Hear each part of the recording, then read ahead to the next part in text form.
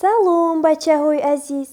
Имшаб дар барномаи хобби ширин хурдтаракони сомонаи оилатиҷӣ ман ба шумо аз афсонаҳои халқи тоҷик афсонаи хонаи Заргушакро нақл мекунам.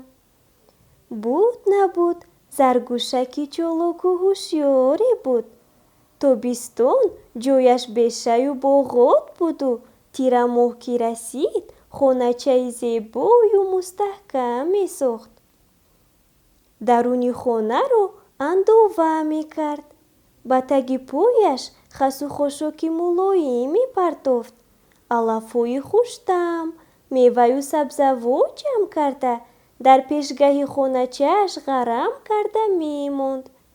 Ҳамин тавр Заргушаки боғайрат бо дили беғаму хотири ҷамъ зимистонро мегузаронид. Соли зимистон бисёр сахт шуд. Рӯбоҳ, ки ба як ғор даромада хобида буд, тоқат накарда, тозону ларзон аз ғор баромада омада, дари хонаи Заргушакро тақ-тақ кард. «Кист, ки дари хонаи маро тақ-тақ мекунад?» пурсид Заргушак. «Ман Рӯбоҳ, ҳамсояи шумо». «Шумо ҳамсоя аз ман чӣ мехоҳед?» «Хунук хӯрдам. Мехоҳам, ки дар хонаатон гарм шавам». Заргушак, ки бадхоҳ будани ҳамсояашро медонист, фикр карда монд. «Дасту поям карахт шудааст, аъзои баданам тароша бар ин шах шудагӣ», гуфт Рӯбоҳ нолиш карда. «Ба ҳоли ман раҳм кунед». Дили Заргушак ба Рӯбоҳ сӯхту дарро кушод.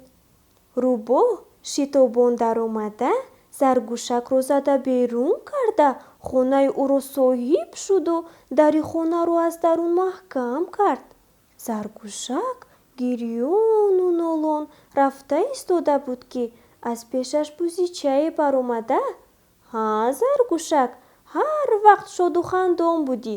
Имрӯз гирёну нолон, ба ту чӣ шуд?» Гуфт: «Ман гирья накунам, кӣ гирья кунад, ки Рӯбоҳи ноинсоф маро аз хонаам зада пеш кард?» Гуфт Заргушак: «Э нодон, ба ту кӣ гуфт, ки раҳми Рӯбоҳи макорро бихӯрӣ? Рафтем, хонаатро гирифта медиҳам». Гуфт Бузича.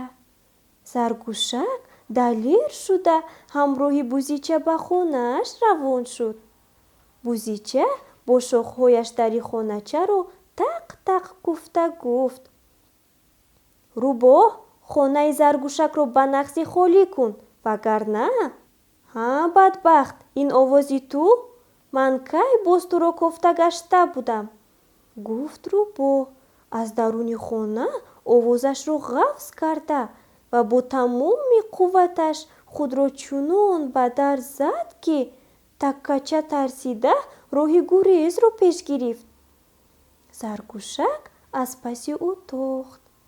Ҳамин хел Бузичаю Заргушак гурехта рафта истода буданд, ки аз пешашон як хуруси гардандароз баромада пурсид: «Ҳой, Бузичаву Заргушак, ба куҷо гурехта рафта истодаед?»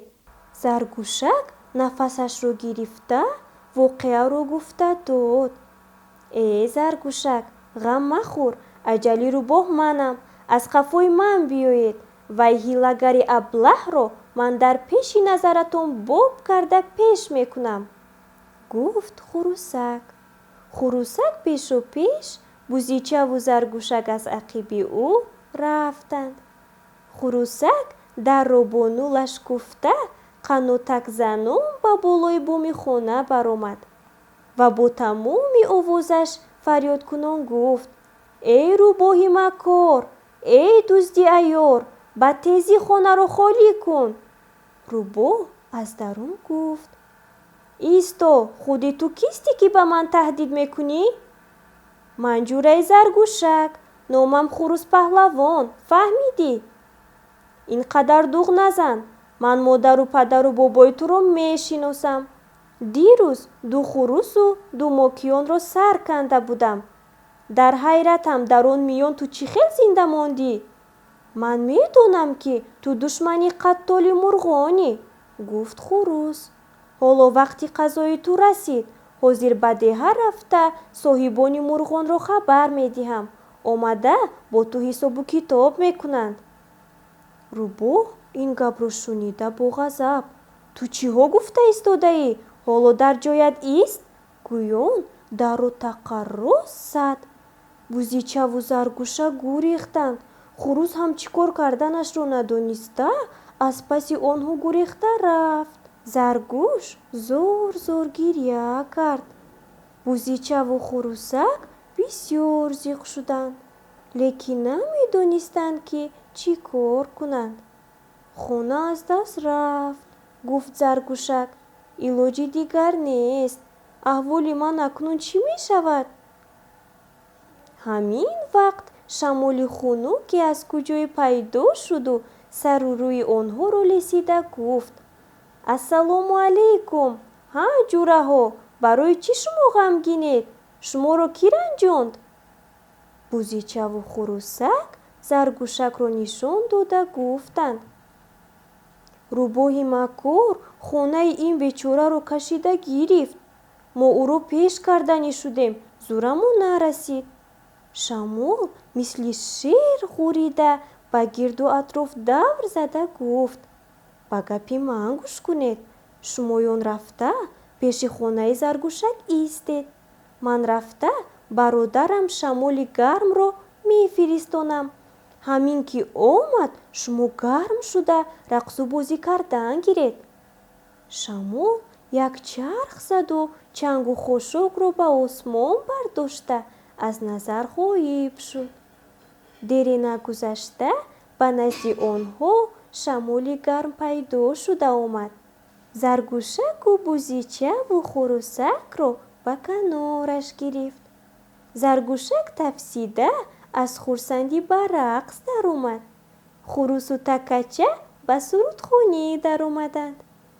шамоли хунук бошад аз зиҳи дару даричаҳо зада ба хонаи заргушак даромаду рӯбоҳро ба чор сӯи хона пеш кардан гирифт. рӯбоҳ хунук хӯрда ларзид. ҳамин вақт ба гӯшаш садои суруд расид. аз сурохии дар нигоҳ кард ки берун ҳаво гарм, заргушак рақсон асту бузичаву хурусак шодикунон сурудхонӣ карда истоданд. шамоли хунук то рафт зур шуда ба рӯбоҳ ҳуҷум мекард. тоқати рӯбоҳ тоқ шуд. вай сару семавор дарро кушода худро аз ин сармои тоқатшикан ба гармие ки дар берун ҳукмфармо буд зад. аммо шамоли хунук ҳам баробари вай берун баромад. заргушаку бузичаву хурусак фурсатро ғанимат дониста то зон ба хона даромада дарро маҳкам карданд. шамоли гарм ҳам ҳамроҳи онҳо ба дарун даромада хонаро гарм кард. рӯбоҳ бошад аз шамоли хунук ҳеҷ халос шуда наметавонист. ба таги дари хонаи заргушак омад, гирьяву зорӣ кард. аммо заргушак: ту фиребгар, ҷазоятро каш.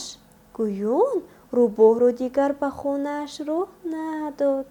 бачаҳои азиз, инҷо афсонаи хонаи заргушак анҷом ёфт. барои шунидани афсонаҳои дигар бо сомонаи оила Тиҷӣ бимонед. хоби ширин хурдтаракони азиз.